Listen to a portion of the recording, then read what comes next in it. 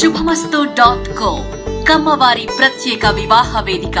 కమ్మనైన వివాహాలకు అమ్మలాంటి చిరునామా. పెళ్ళనగానే ఎక్కడ్లేని హడావుడి.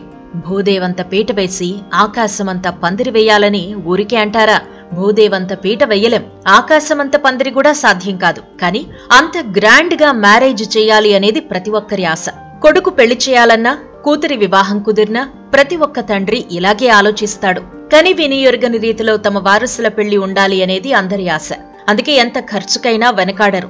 ఇక పెళ్లి అనగానే ఫంక్షన్ హాల్ డెకరేషన్, పూల పందిరి, బాజా భజంత్రీల సందడి, అబ్బో ఆ సీను మామూలుగా ఉండదు. అది మాత్రమే కాదండోయ్, పెళ్లంటే నోరూరించే వంటకాలు కూడా. ప్రతి పెళ్లిలో ఇదే సెంటర్ ఆఫ్ అట్రాక్షన్. మా ఇంట్లో పెళ్లికొచ్చే అతిథులు భోజనం చేశాక కొన్నేళ్లు గుర్తుంచుకోవాలని అందరూ భావిస్తారు. అందుకే రకరకాల వంటలతో మెనూను నింపేస్తారు.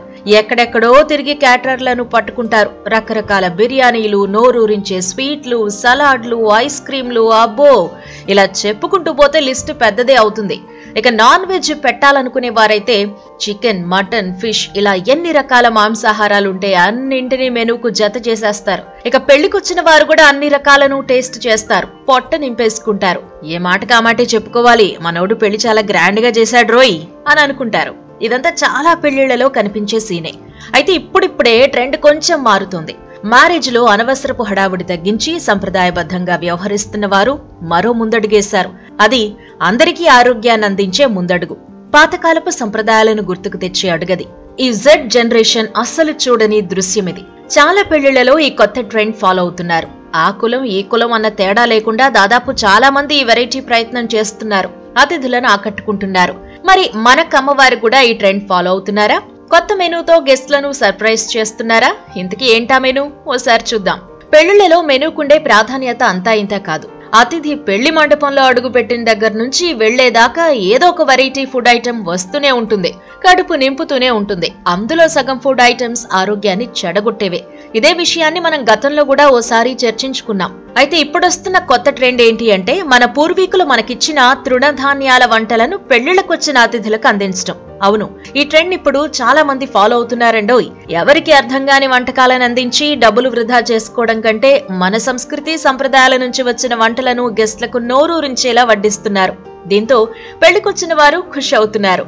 భలే ఐడియా బాసు అంటూ పొగడ్తలతో ముంచెత్తుతున్నారు. పాతకాలం వంటలను లొట్టలేసుకుంటూ తినేస్తున్నారు. ఏపీ, తెలంగాణలో ఈ ట్రెండ్ ఇప్పుడిప్పుడే మొదలైంది.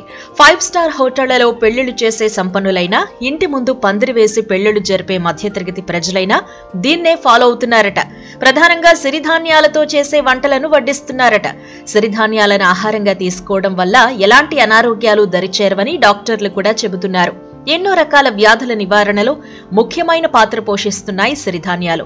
కొర్రలు, సామలు, అరికెలు, ఊదలు, అవశ్యాలు లాంటి వాటిని ప్రధానంగా సిరిధాన్యాలని చెబుతూ ఉంటారు. ఈ మధ్య కాలంలో ఆరోగ్యంపై శ్రద్ధ పెరగడంతో చాలా మంది ఇళ్లలో కూడా వీటిని బాగా వాడుతున్నారు. కొంతమంది ఇంకో అడుగు ముందుకేసి శుభకార్యాలు, పెళ్లిళ్లు లాంటి వాటిలో సిరిధాన్యాలతో చేసిన వంటలను చేరుస్తున్నారు. వీటితో పాటు పాతకాలం వంటలను కూడా జత చేస్తున్నారు. ఉదయం పూట పెళ్లిళ్లైతే వచ్చే అతిథులకు బ్రేక్ఫాస్ట్ కూడా అరేంజ్ చేస్తూ ఉంటాం. అలాంటప్పుడు కొర్రలు, రాగులు, సామలతో చేసిన ఇడ్లీలను, దోశలను టిఫిన్ గా ఇస్తున్నారు. సూప్ బదులుగా రాగి జావ లాంటివి సర్వ్ చేస్తున్నారు. ఇక మెయిన్ మెనూలో కూడా అన్నంతో పాటు సిరిధాన్యాలతో చేసిన అన్నాన్ని అదనంగా వడ్డిస్తున్నారు. నాన్ వెజ్ బదులు కూరగాయలను వడ్డిస్తున్నారు. మిల్లెట్స్ తో చేసిన అప్పడాలు పెడుతున్నారు. మైదాతో చేసే స్వీట్లు కాకుండా 5 మిల్లెట్ ఖీర్ అనే దాన్ని వడ్డిస్తున్నారు. కొర్రలు, అరికెలు, వరిగలు, సామలు, ఊదల లాంటి వాటితో నోరూరించే ఖీర్ తయారు చేస్తున్నారు. వాటిపై డ్రై ఫ్రూట్స్ వేసి అతిథులకు అందిస్తున్నారు. ఆరోగ్యానికి హాని చేసే మైదా స్వీట్లు, ఐస్ క్రీంలతో పోలిస్తే ఇది చాలా చాలా బెటర్.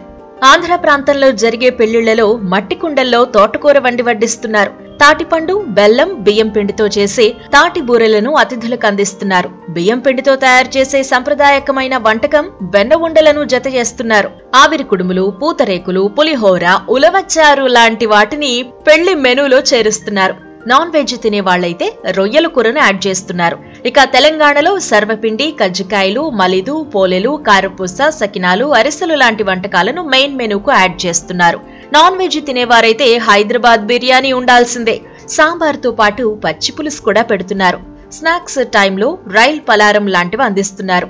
ఈ కాలం వారికి వంటలు అస్సలు తెలియనే తెలియదు. వీటిని చూసిన పిల్లలు ఏంటి మమ్మీ ఇవన్నీ అని క్వశ్చన్ మార్క్ ఫేస్ పెడుతున్నారట. అప్పుడు ఇవన్నీ మేం చిన్నతనంలో తిన్న వంటలు అని పేరెంట్స్ చెబుతున్నారు. ఇక ఆరోగ్యానికి అత్యంత ప్రాధాన్యతనిచ్చే కమ్మవారు కూడా మ్యారేజ్ మెనూలను సమూలంగా మార్చేస్తున్నారట. అరిటాకుల్లో వడ్డిస్తూ సంప్రదాయ వంటకాలను రుచి చూపిస్తున్నారు. ఇంటి ముందు పెళ్లి చేసినా, ఏదైనా ఫంక్షన్ హాల్లో చేసినా సంప్రదాయ వంటకాలను మాత్రం వదిలిపెట్టడం లేదు. అంతేకాదు సంపన్న కుటుంబాల నుంచి వచ్చిన కమ్మవారు డెస్టినేషన్ మ్యారేజ్లు కూడా చేస్తున్నారు. అక్కడ కూడా ఇలాంటి వంటలకే ప్రాధాన్యం ఇస్తున్నారు. ఎంత దూరం వెళ్లి పెళ్లిళ్లు చేసినా ఇక్కడి నుంచే వంటవారిని తీసుకువెళుతున్నారు. సిరిధాన్యాలతో చేసిన ఆహార పదార్థాలు, తమ తమ ప్రాంతాల్లో పురాతన కాలం నుంచి తినే వెరైటీలను వండి వడ్డిస్తున్నారు. అతిథులతో శభాష్ అనిపించుకుంటున్నారు. పెళ్లంటే కేవలం బాజా భజంత్రీలు, డీజే చప్పుళ్లు, చుట్టాల సందడే కాదండోయ్. పెళ్లంటే వచ్చిన అతిథులకు కడుపు నిండా ఆరోగ్యకరమైన భోజనం పెట్టడం కూడా. ఈ విషయాన్ని అస్సలు మర్చిపోవద్దు. మరి మీరు కూడా అందరితో శభాష్ అనిపించుకోవాలి అంటే ఈ కొత్త ట్రెండ్ ఫాలో కండి. పాతకాలపు వంటకాలను అతిథులకు వడ్డించండి. అందరికంటే భిన్నంగా మీ పిల్లల పెళ్లిళ్లు జరిపించండి. శుభమస్తు.co కమ్మవారి ప్రత్యేక వివాహ వేదిక. కమ్మనైన వివాహాలకు అమ్మలాంటి చిరునామా.